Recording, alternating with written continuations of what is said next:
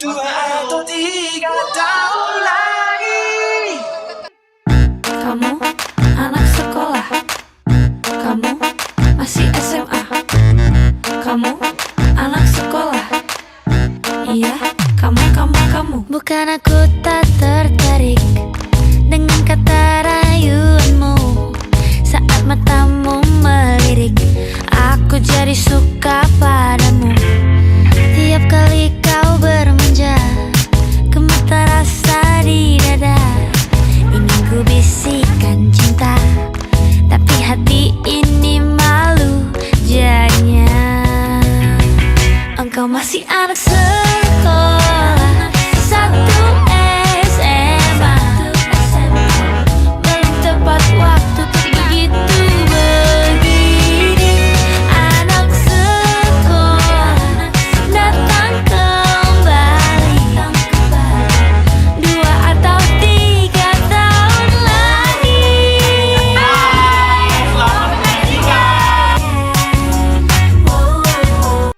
Di SMA Negeri 2 Mandau, seorang siswa bernama Liana yang dikenal pintar dan juga berprestasi. Namun, ia memiliki penampilan yang kurang menarik, nerd atau cupu.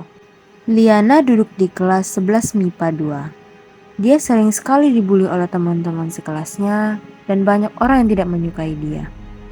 Hari Senin merupakan hari yang tidak disukai Liana, di mana dia harus bangun lebih pagi karena ada upacara bendera di hari Senin. Akhirnya setelah 1 jam upacara bendera selesai juga, Liana bergegas pergi ke kelasnya. Hei Cupu, sini kau. Tiba-tiba Dila menariknya dan mendorongnya. Ya, Cupu, mari kita pergi ya. Asal jangan ya. Karena Liana takut terlambat masuk kelas, ia berlari ke kantin dan membeli minuman tersebut. Setibanya di kantin, saat ia membeli minuman tersebut, tiba-tiba bel berbunyi.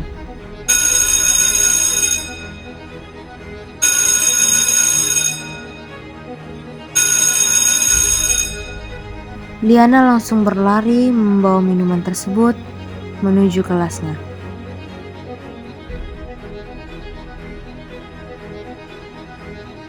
Saat menuju kelasnya, ternyata guru yang dikenal killer di sekolah itu sudah masuk ke dalam kelas.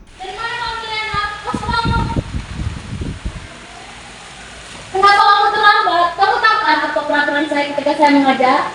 Maafkan saya Bu, saya tadi ke kafe dulu untuk membeli air putih Bu. Kamu saya hukum, berdiri di sana. Udah satu. Sudah, jangan dibully anaknya.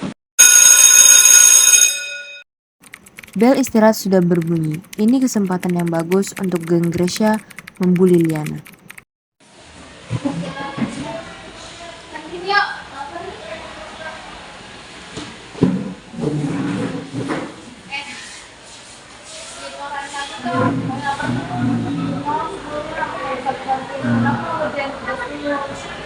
Alah, ngajarin apa aja susah.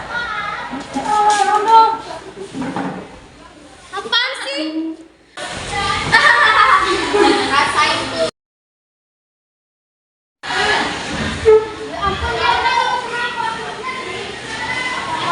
Zahira marah kepada geng Gresya karena telah mendorong Liana. Di sisi lain, geng Fatla sedang berkumpul di tempat mereka biasa nongkrong. Kalian merasa kasihan gak sih sama si Liana? Ya kalian gak kasihan gitu dia dibully terus. Apa-apaan sih kalian ini? Asik-asik membela dia. Kalian masih mau berteman di geng ini nggak? Kalau nggak ya udah pergi sana membela si cupu itu. Wisnu dan Adelwis hanya bisa diam karena mereka takut kalau mereka melawan Fatla. Saat itu juga seorang anak laki-laki sedang membaca buku dan berbicara dalam hatinya. Kenapa aku tidak bisa melakukan apa-apa? Bel pulang sekolah sudah berbunyi. Saatnya anak-anak murid pulang sekolah. Hari ini cukup melelahkan bagi Liana. Saat sedang berjalan di lorong sekolah, tiba-tiba saja dia diberhentikan oleh geng pembuli. Cupu, datang juga akhirnya lo ya. Jadi kau sekarang jangan merasa sakit kau. Cupu, ambilkan tas kamu sekarang juga. Karena Liana ingin cepat pulang, dia langsung bergegas dan mengambil tas-tas itu.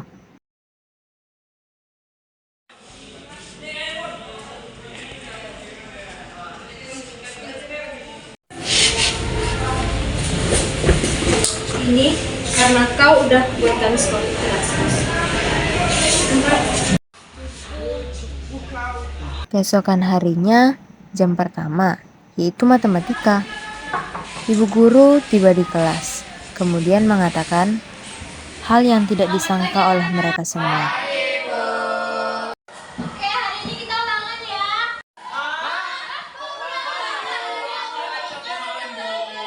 Dadah, diam-diam semuanya. Pokoknya sekarang keluarkan kertas lembarnya. Kita ulangan. Semua murid kaget dan kecewa. Namun Liana tidak kaget karena dia sudah belajar.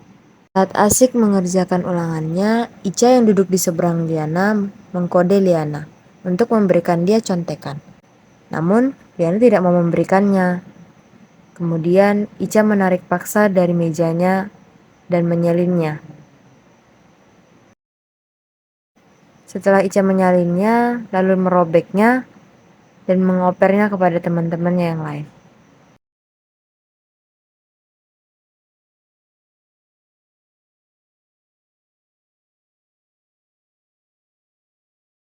Ica sibuk mengoper jawabannya tersebut kepada teman-temannya yang lain. Sedangkan Liana harus mengerjakan ulang apa yang sudah ditulisnya tadi.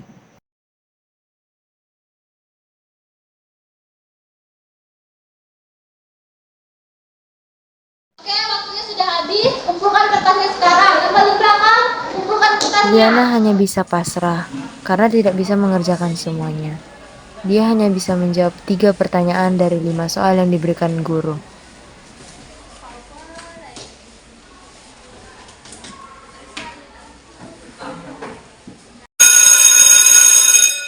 Ulangan telah usai dan jam istirahat berbunyi. Liana dan kedua sahabatnya bercerita-cerita di taman sekolah. Kamu gak capek apa dibully terus sama geng Gracia? Bener tuh, Li. Kenapa kamu gak ngelawan sih? Mau sampai kapan kamu dibully mereka terus? Gak ada gunanya juga aku ngelawan mereka. Kan kejahatan itu gak boleh dibahas dengan kejahatan juga. Dan untuk sekarang aku cuma bisa bersabar aja. Iya juga ya. Tanpa mereka sadari, Dila telah mendengar semua percakapan mereka tadi. Gak usah, aku mau belajar dulu sebentar. Itu ya. Iya. Tak berselang lama setelah sahabat-sahabat Liana pergi, anak laki-laki ini datang menghampiri Liana. Anak laki-laki tersebut memandang Liana. Kamu gak apa Liana? Oh, aku gak apa-apa kok. Saat pulang sekolah, Liana berjalan bersama kedua sahabatnya. Namun mereka berpisah karena Liana ingin pergi ke toilet.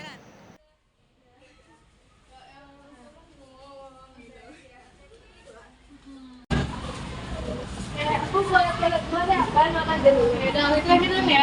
Ya.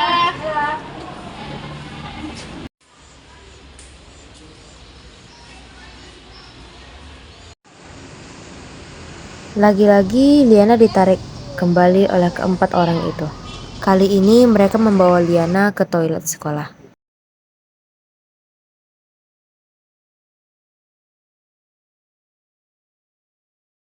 Karena kau udah kurang ajar sama kita. Nih, bersihkan kamar mandi. Mereka meninggalkan Liana, kemudian mematikan lampu dan mengunci Liana di dalam toilet. Tanpa mereka sadari, teman sekelas mereka, Cika dan Nisa, melihat semua kejadian tersebut.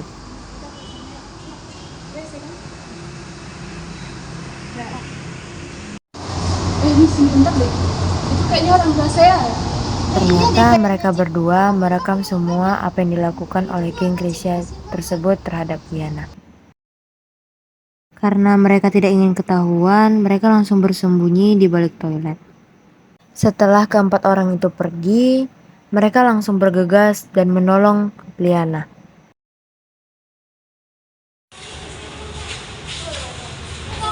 Jangan dikunci. Tolongin aku.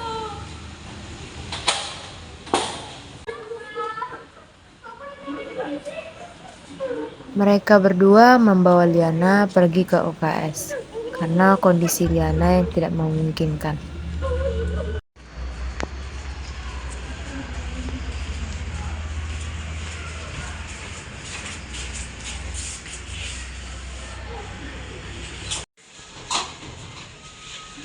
Cik, sebaiknya hal ini harus kita laporin ke guru deh. Tapi kalau kita ngadu itu bakal habis sih sama orang lain. Enggak peduli pokoknya. Setelah mereka berdua berunding, akhirnya mereka memutuskan untuk melaporkannya ke BK. Keesokan harinya, mereka semua dipanggil oleh guru BK. Liana, apakah benar kamu sering dibully oleh mereka? Tidak kok Bu, saya tidak pernah dibully sama mereka. Tidak Bu, kami berkata jujur. Kalau ibu nggak percaya, lihat aja videonya. Ini aja.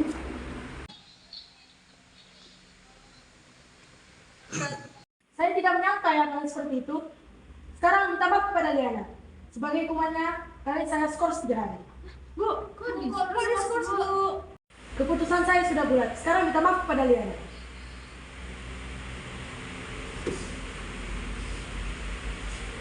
Silahkan keluar dari ruangan saya. Tanpa mereka sadari, seorang janitor sedang menyapu di depan ruang BK, mendengar semua hal yang dikatakan oleh guru tersebut.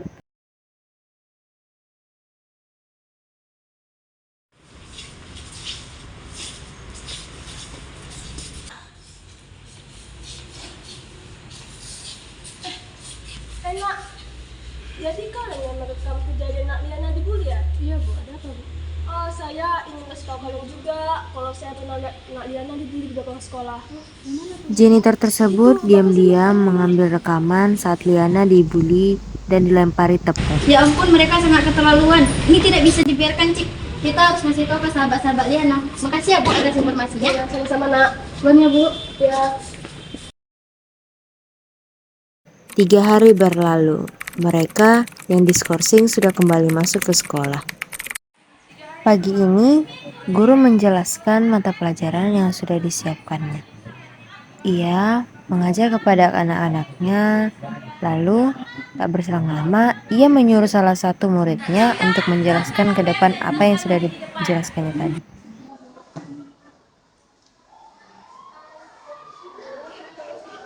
Jika salah satu murid yang tak kalah pintar di sekolah, ia sedang menjelaskan di depan.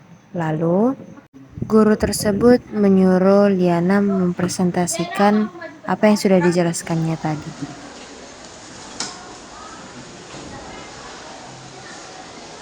Saat Liana hendak mulai presentasi, guru menerima telepon, lalu meninggalkan Liana menjelaskan materi tersebut. Ini merupakan kesempatan mereka untuk membuli Liana kembali. Cukup! Sok pintar lu, dasar miskin. Mati aja lo. Wah,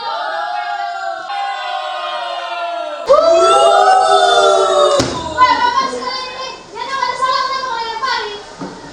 Liana harusnya kamu dulu aja. Sahabat Liana, Najal, marah melihat mereka yang melempari kertas tersebut kepada Liana. Saat Liana mau duduk, Ica menarik bangku Liana sampai Liana terjatuh. Kemudian mereka semua menertawakan Liana yang terjatuh di lantai. Jam sudah menunjukkan pulang sekolah. Liana, Zahira, dan Cika piket di kelas. Zahira dan Cika sudah selesai melakukan pekerjaannya, namun Liana belum. Jadi mereka berdua meninggalkan Liana sendiri di dalam kelas. Saat Liana sedang menyapu, Fatla dan Gracia, juga geng-gengnya datang lalu menarik Liana ke belakang kelas tersebut. Liana terjatuh dan ia dimaki-maki, dipukuli, juga ditertawakan oleh teman-temannya tersebut. Liana hanya bisa meringkuk kesakitan dan menangis. Setelah kejadian tersebut, semuanya pulang kecuali Gracia dan Liana. Saat Liana ingin pulang dan menurun di tangga, Gracia sudah menunggu Liana sambil tertawa-tawa. Tanpa disangka, dia mendorong Liana hingga Liana terjatuh dari tangga tersebut.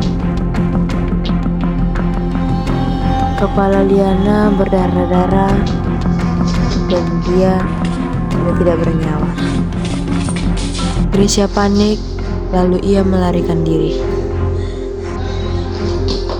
Liana ditemukan tergeletak di tangga tersebut dan dilarikan ke rumah sakit dengan keadaan yang sangat kritis.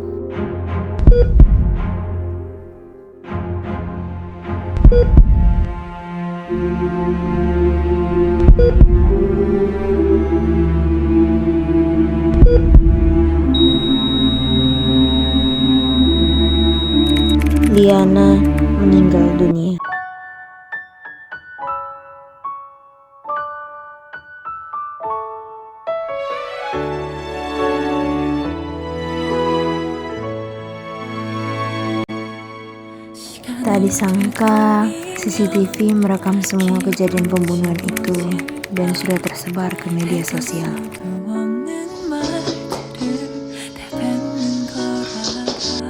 Video CCTV ini akan menjadi bukti bahwa Grisha adalah orang yang membuat Liana jatuh dan meninggal.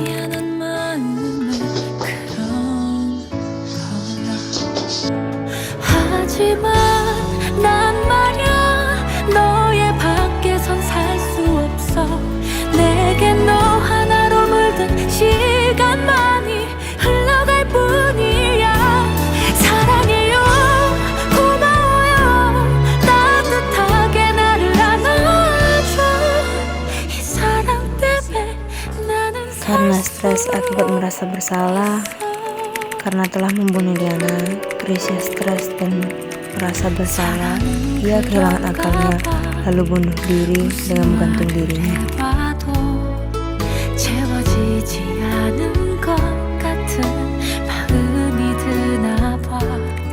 Lagi-lagi SMA tersebut kehilangan satu siswa lagi akibat ulahnya sendiri. Setelah semua kejadian tersebut, sekolah tidak akan membiarkan anak-anak dibully lagi. Hari-hari berjalan seperti biasa.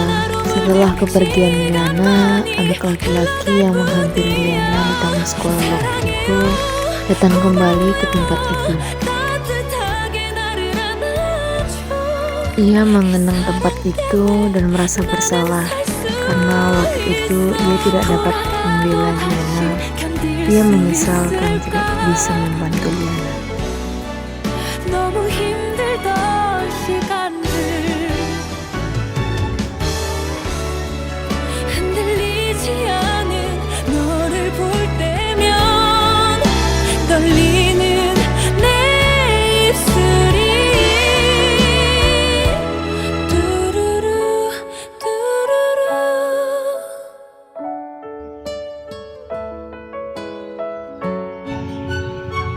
Maafin aku, Li.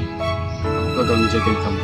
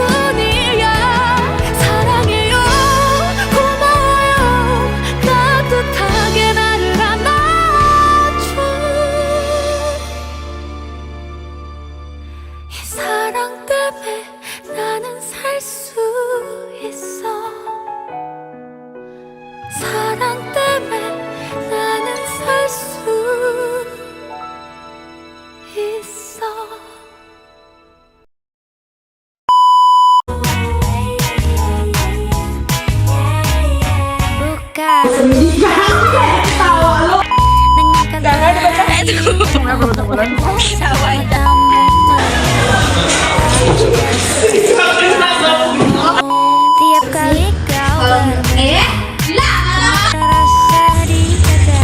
Kamu kok berdiam?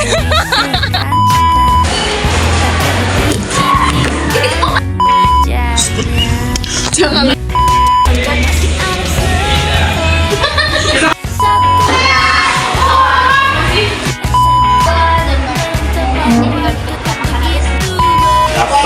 Cukup. Liana, apakah memang kamu sendiri?